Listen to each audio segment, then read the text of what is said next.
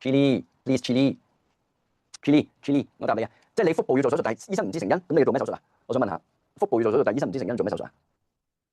咁佢同你做啲咩手術啊？可唔可以講嚟聽下？哦，OK，子宮肌瘤，OK，咁我答下你咯，OK 得。Chili，你嘅出生年份係咩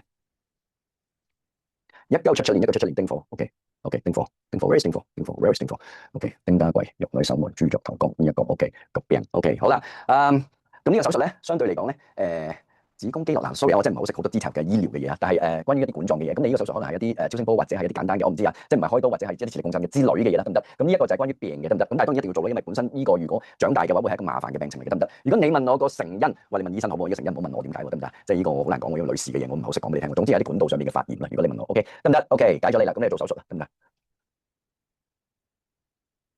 ？OK，再睇得唔得？Chili，OK 啊？OK，睇仲有咩先？